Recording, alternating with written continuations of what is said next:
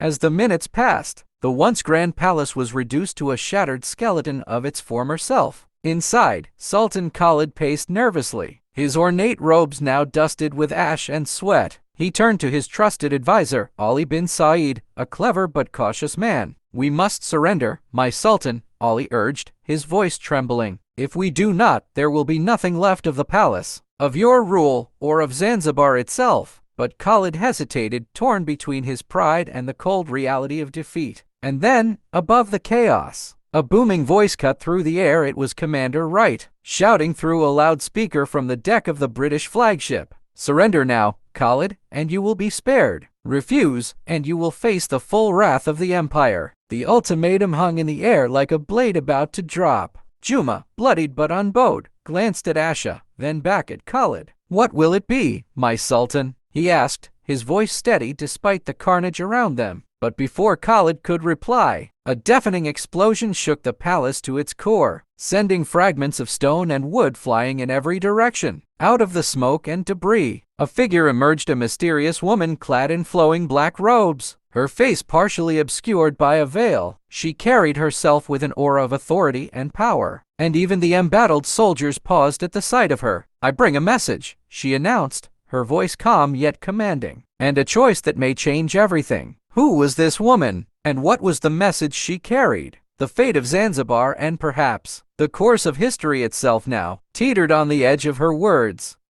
The mysterious woman stepped forward, unbothered by the debris falling around her. Her black robes fluttered in the wind, and even the staunchest of Khalid's men lowered their weapons, mesmerized by her presence. Juma, though wary, clenched his sword tightly and demanded, "Who are you, and what message do you bring? Speak quickly, time is running out." She turned her gaze toward Juma, her piercing green eyes locking onto his. "My name is Zainab al-Busai," she said firmly, her voice cutting through the chaos. "I was once an emissary of the Sultan's father, and I have come to end this madness before all is lost." Khalid, who had been pacing like a caged animal, froze in his tracks. He stared at Zainab with a mixture of confusion and suspicion. "You dare to speak to me in such a tone? My palace is under attack, and you waltz in here with riddles and no explanation." His voice trembled, more with frustration than authority. Zainab remained calm. "Your pride will be your undoing, Khalid. The British will not stop until this palace lies in ruins, and your rule is reduced to ashes. But I bring you a way out, a way to save not only your life but the dignity of Zanzibar itself." Commander Harry Wright, observing through his binoculars from the deck of the British flagship, spotted Zainab's arrival. "Who the devil is that?" he muttered, handing the binoculars to Arthur Reynolds. Arthur peered through them, his brow furrowing as he took in the sight of the mysterious woman. "She doesn't look like a soldier or a noblewoman," he said, "but she carries herself like someone with power. Should we halt the assault, sir?" Wright frowned, torn between his duty and curiosity. "Not yet. Let's see what this develops into," he replied, signaling the gun crews to hold fire for the moment. Inside the crumbling palace, Zainab addressed Khalid once more. "The British are not here to negotiate. They are here to make a statement of dominance, to remind you that resistance is futile. But I have allies, people who can broker a truce if you act quickly. The question is, will you listen?" Juma and Asha exchanged wary glances. Asha, still gripping her rifle, stepped forward cautiously. "And why should we trust you? If you served the Sultan's father, then where have you been all these years?" Zainab's expression softened, a flicker of sadness crossing her face. "I have been in exile," she admitted, "cast out by those who feared my influence. But exile has its advantages. It allows one to see clearly from the outside. I have watched as the British tightened their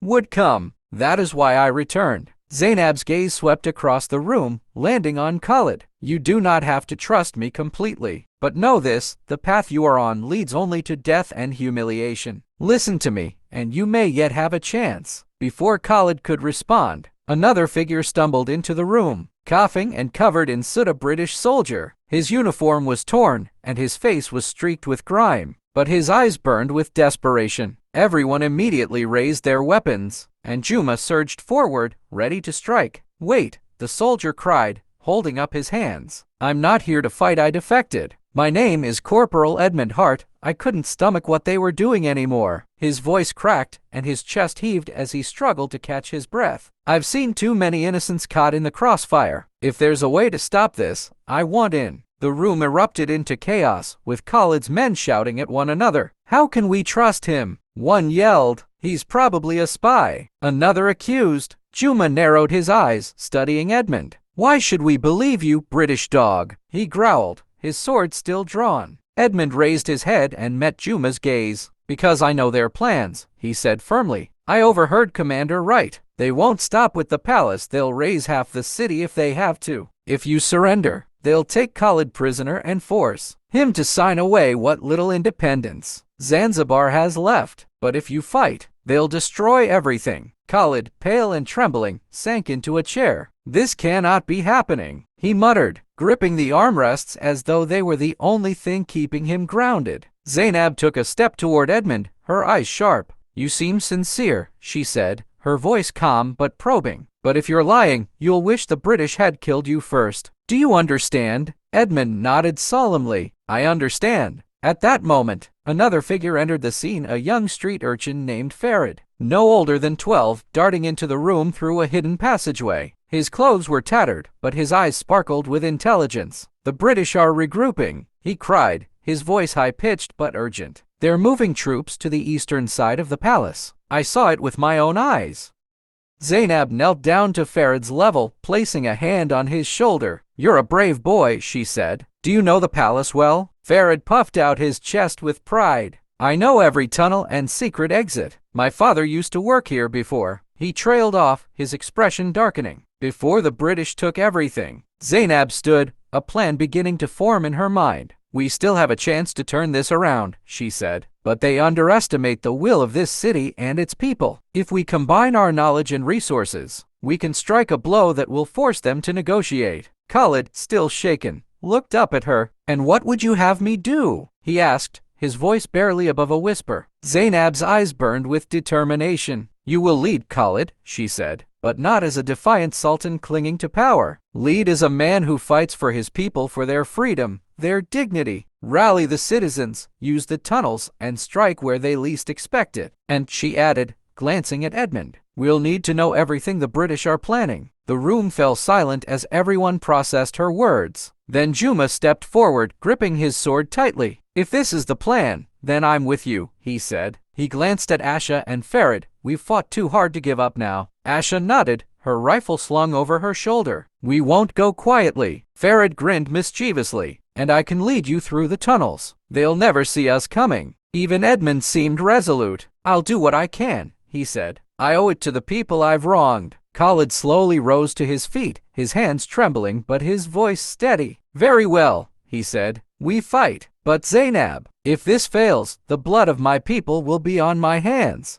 Zainab placed a reassuring hand on his shoulder. "It will not fail," she said. "Not if we work together." Outside, the British forces were preparing for their final assault, unaware of the storm brewing within the palace. Commander Wright stood on the deck of the flagship, his expression grim. "This will be over soon," he muttered to himself. But as he gazed at the palace, a flicker of doubt crept into his mind. Something felt off. And so, the stage was set for the next act in this battle, a clash of cunning, courage, and wills that would determine the fate of Zanzibar.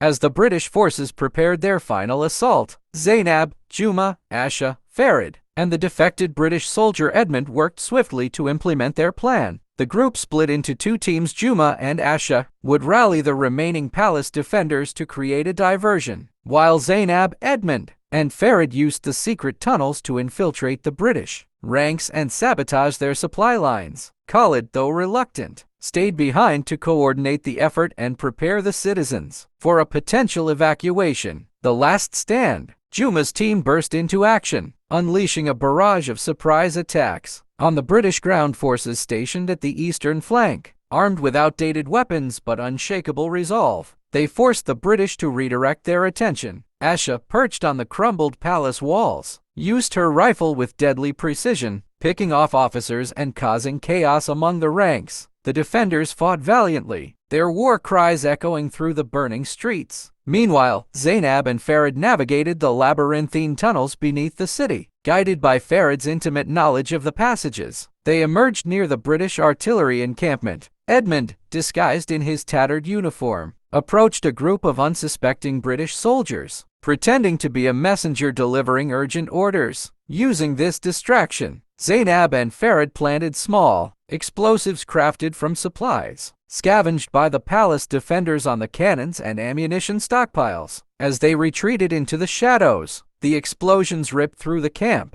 shaking the very ground and throwing the British forces into disarray. The turning point. Commander Wright, standing on the deck of his flagship, watched the chaos unfold with growing unease. Smoke billowed from the artillery encampment, and his ground forces were scattered, struggling to regroup. "What is happening down there?" he barked at his officers, but none had answers. Lieutenant Arthur Reynolds, standing nearby, hesitated before speaking. "Perhaps, sir, we underestimated their resolve." Wright scowled but could not ignore the truth. With his ground forces in disarray and the artillery disabled, the cost of continuing the assault was mounting rapidly. Then came the final blow. Zainab, through Edmund, had sent a message directly to the British flagship, threatening to detonate explosives hidden in key locations across the city unless Wright agreed to negotiate. Though the threat was partially a bluff, The British commander couldn't risk further escalation, especially with his forces already stretched thin. Reluctantly, Commander Wright ordered a ceasefire and sent word that he would meet Khalid under a flag of truce. The resolution. The negotiations were tense, but with Zainab and Edmund mediating, an agreement was reached. Khalid would abdicate in favor of a British-approved sultan, but in return, Zanzibar's citizens and cultural institutions would be spared further destruction. The British promised to respect the island's autonomy in domestic matters, though it would remain under their sphere of influence. As Khalid signed the treaty, his face was etched with sorrow, but Zainab reassured him. Sometimes, to preserve what matters most, we must sacrifice what we hold dear, she said. History will remember you not as a coward, but as a man who saved his people from annihilation. The British forces withdrew, and the palace, though damaged, remained standing. Juma and Asha emerged from the battlefield battered but alive, while Farid was hailed as a hero for his bravery. Edmund, having proved his loyalty to Zanzibar, decided to remain on the island, dedicating his life to helping rebuild what had been lost. The moral of the story: the Anglo-Zanzibar War, though brief, serves as a reminder of the devastating consequences of pride and unchecked power. Khalid's initial defiance nearly led to the destruction of his people, but by setting aside his ego and working with unlikely allies, he was able to achieve a fragile peace. The lesson is clear: true leadership is not about holding on to power at all costs. It is about making the hard choices to protect those who depend on you. Pride and vengeance may win battles, but humility and collaboration win wars of survival and humanity. Though the war lasted mere minutes, its legacy would echo through the generations as a testament to the resilience of people who, despite overwhelming odds, chose unity and wisdom over despair.